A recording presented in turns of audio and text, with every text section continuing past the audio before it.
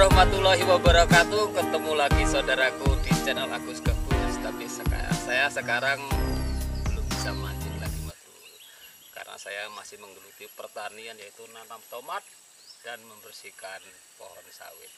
Jadi untuk hari ini sebelum bisa mancing, yaitu panas sekali lur. Saya kedatangan tamu dari pokoknya tamu orang penting lah. Ini dari Bapak dari distributor PT apa Pak? Pupuk PKT Bontang. Pupuk PKT Bontang. Jadi beliaunya akan menjelaskan sesuatu yang sekiranya lumayan bermanfaat untuk kami sebagai petani. Iya. Jadi lanjut kita langsung tanya-tanya sama beliau. Siapa tahu banyak manfaat yang mau kita dapatkan hari ini, ya kan? Iya. Monggo. Iya Pak. Siap. Menurut sahabat seperti apa Pak? Tanaman tomat kami seperti ini nih, kelebihan seperti apa dan kekurangan seperti apa? Kalau seandainya nanti kami memerlukan tuh apa yang perlu kami tambah nih Pak? Iya. Pertama saya akan jelaskan kepada sahabat tani bahwa beliau ini menggunakan pupuk dari Kalimantan Timur, pupuk PKT Bontang dengan varian unsur hara NPK Pelangi 16-16-16. Itu adalah salah satu produk dari pupuk PKT Bontang, yang mana pupuk itu pupuk majemuk umum yang bisa digunakan untuk ke semua tanaman, yaitu tanaman jangka pendek termasuk horti, ya, yang mana di dalamnya ada tomat ini, juga termasuk tanaman padi, dan untuk jangka panjangnya adalah tanaman perkebunan, yaitu seperti kelapa sawit dan tanaman perkebunan yang lain. Manfaat dari pupuk NPK Pelangi triple 16 itu sendiri, yang mana N-nya mengandung kandungan nitrogen 16, itu untuk meningkatkan di klorofil daunnya dan mempertahankan kondisi daun, sehingga pemasakan makanan untuk transportasi ke buah itu bisa maksimal. Nah, di P-nya itu juga 16, ya, kandungan fosfatnya 16, itu untuk membantu dalam menguatkan perakaran dan batangnya. Nah, batangnya jadi seperti ini, besar-besar loh. Gitu, nah, ya. Iya. Nah, terus kaliumnya 16 nanti untuk dia meningkatkan di produksinya. Nah, ini kembang udah mulai muncul, nanti buahnya bisa lebat. Kalau kaliumnya imbang antara N, P dan kaliumnya itu imbang, maka nanti dia buahnya akan lebat, dan yang terlebih adalah di buah nanti dia akan bobotnya akan berat. Nah, itu gitu ya. Ya, buahnya berat, terus buahnya juga mengkilat, Pak. Nah, Itu kalau untuk pupuk. Kalau Ya. untuk insektisida atau tambahan yang lainnya supaya buahnya besar dan mengkilat apa Pak? ya. Insek, ya, berkata insek dari tanaman masih kecil itu harus menggunakan bahan aktif abamectin untuk inseknya. Itu untuk pencegahan di keriting daunnya. Keriting daunnya ya. Ya, untuk keriting daun. Nah, untuk di fungisidanya bisa menggunakan bahan aktif difluconazole. Nah, itu banyak di pasaran difluconazole loh. Kalau dari DGW bisa Explore, bisa Renjo dari Biotis, dan yang lain-lain banyak produknya. Kalau untuk mengatasi sejenis kutu kebul atau sejenis yang keriting-keriting daunnya itu apa Pak? Ya, untuk yang keriting daun ini bisa diatasi dengan menggunakan bahan aktif imidacloprid, juga abamectin. Termasuk kutu kebul juga di situ. Iya. Kalau ulat gerayak? Nah, ulat gerayak itu bisa pakai bahan aktif imamectin benzoat. Itu sampai penanganan atau pengendalian di ulat yang masuk ke dalam buah nanti. Iya. Kita sambil jalan-jalan Pak ya, kita Oke, kalau siap. ada sesuatu yang Bisa. kami tidak mengerti nanti bisa tanya sama sampean. Oke, Siap. Oke. Lur, kita jalan-jalan keliling situ. Kita lihat-lihat kebunku gimana keadaannya. Oke. Siap. Jalan.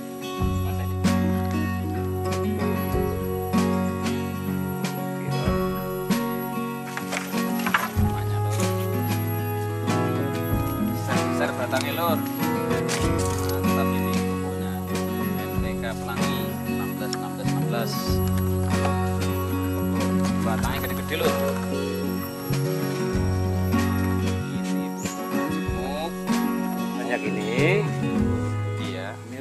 supaya nggak pada rontok gimana Pak ini Pak? Ini menggunakan kalsium Pak nanti.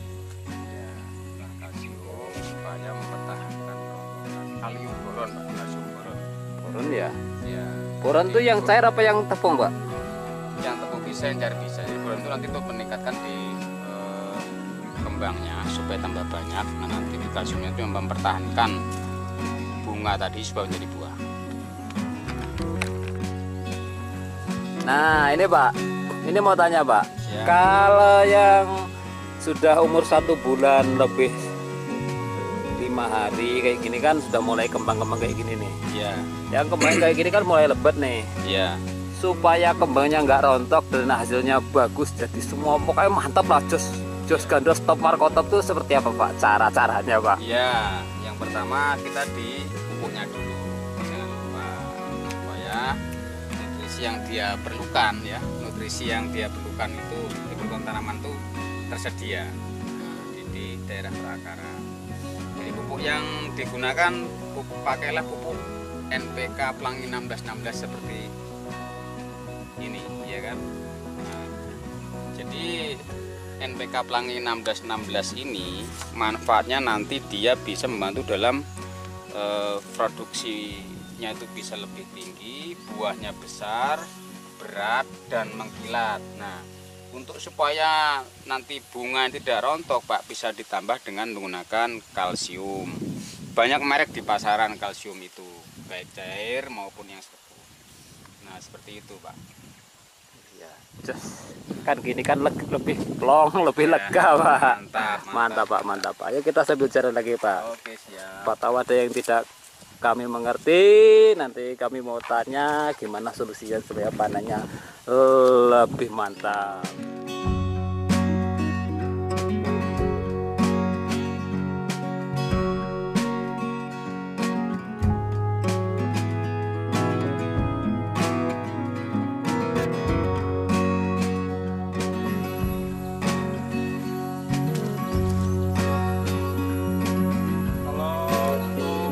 Penyakit seperti ini untuk mengatasinya gimana Pak? Ini kan keriting pucuknya dan kerdil nih. Ini penyakitnya apa dan untuk pengobatannya tuh seperti apa? Ya. Dan jenis-jenis obatnya untuk digunakan tuh apa aja? Iya, ini ada kendala Laibosarium sebenarnya. Nah, ini yang efektif. Pertama untuk pencegahan di keritingnya ini gunakan Aprometin dan imidaclopridnya itu intensitasnya seminggu 2 kali ya kita. Nah ini kena Laibosarium. Laibosarium ini dikarenakan dia terkena bakteri dan jamur. Jadi ini yang bisa diaplikasikan menggunakan baik fungisida maupun bakterisida. Nah, untuk fungisida itu sendiri ini bisa menggunakan yang lebih efektif yang ada kandungan tembaganya Mas, karena ini kan curah hujan tinggi. Jadi sebenarnya apa ya, munculnya layobakteri ataupun Laibosarium ini karena intensitas hujan tinggi dan biasanya itu dia mendadak panas. Nah, cuaca panas, habis itu hujan, panas, hujan, nah itu rentan sekali tanaman terkena Laibosarium dan layobakteri itu. Kalau untuk tanaman seperti ini nih kenapa Pak? Ini kan daunnya keriting, berkeriting, pucuknya juga kerdil, dan juga apa ya, kembangnya itu nggak ada gitu loh. Nah ini awalnya dari kena hama ya, Hama. Hamanya apa Pak? macam-macam. Ini bisa kutu kebul, trip, tungau, makanya dia keriting daunnya. Nah terus untuk pengobatannya? pengembalian ini harus digunakan kalium boron supaya nanti pertumbuhan di daun barunya itu dia bisa normal. Gunakan juga yang untuk penanganan di hamanya tadi. Nah, jadi ini penanganannya untuk tanaman yang seperti ini awal-awalnya terkena hama trip, tungau dan kutu daun. Makanya dia daunnya keriting. Nah, daunnya keriting. Nah, itu yang digunakan adalah insektisida yang berbahan aktif abamectin dan imidacloprid. Nah, sekarang jadi seperti ini nih kan salah satunya karena dia kena hisap. Nah, di samping itu ini terindikasi kekurangan kalium boron. Nah, jadi harus diaplikasikan itu untuk memulihkan daun yang barunya supaya daun barunya menjadi normal. Begitu juga diaplikasikan untuk bahan aktif abamectin dan imidaclopridnya.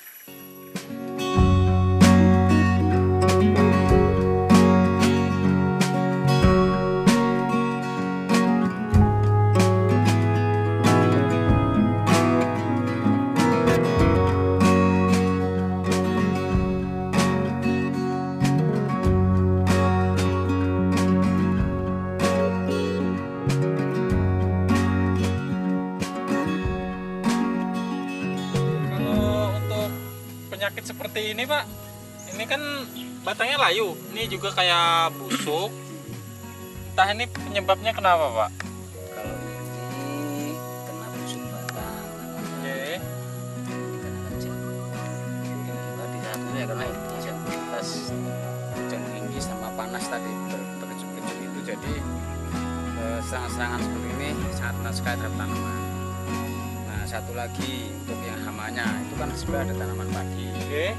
Nah, di tanaman padi itu biasanya banyak juga hama, hama penggaring batang, juga termasuk penyakitnya juga ada juga yang dia belas. Nah, seperti ini kalau tanaman sayur. Nah, kalau untuk penggereknya tohnya kayak situ tadi, kita bisa lihat dari situ. Itu ada yang kena penggerek dari taman padi. Nah, ini kita di situ bisa lihat. Nah, ini sudah ada mulai, ini kena ini. Kena penggerek dia dari tanaman padi. Nah, ini tanaman. Awalnya kena ini, cuma sudah mulai pulih dia. Buka Bang kayak apa contohnya Pak itu Pak? Di kan ketutupan daun tuh. Bekas-bekasnya seperti apa? Sudah mulai pulih sesuatu. Oh iya, ini kelihatan Pak ini Pak. Iya. Nah, ini lur. Ya, ini kan Ini. Nah, ini bekasnya. bekasnya iya. Oke, Lanjut. lanjut. Kita muter lagi. Kita jalan-jalan lagi lur. Ini Pak yang bisa dibilang layu tadi. Oh iya. Lihat Pak. Fusarium ini seperti ini, Pak. Dia layu di sebagian tubuhnya saja, misalnya di sebagian cabang saja. Nah, nanti dia pelan-pelan bisa secara keseluruhan airnya. Nah, ini fusarium namanya. Nah, ini kalau bisa digunakan bakterisida. Terus untuk fungisidanya yang lebih kuat itu yang menggunakan tembaga, Pak. Tembaga. Nah, tembaga ya. Kalau di yang setahu saya itu ada di biotis itu ini Nevos namanya. Nah, itu ada 3 bahan aktif dan ada tembaganya bisa digunakan. Sip. Nah, Lur, Jadi cukup sekian dulu acara belusuan jalan-jalan di kebun tomat kita. Berhubung harinya sudah mau hujan, coba lihat Mas, cuacanya seperti itu Mas. Mengerikan sekali. Jadi kita kayaknya kita mau pamit mau pulang karena mau hujan.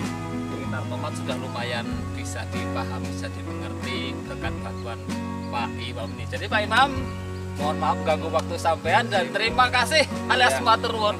Mudah-mudahan sukses kami. amin. Mudahan melimpah produksinya. Saran-saran terakhir apa Pak dari sampean Pak? Ya, apa yang bisa saya katakan tadi dipraktekkan, Pak, supaya nanti bisa membantu dalam peningkatan produksinya. Amin. Mantap. Agus Gabus, mantap.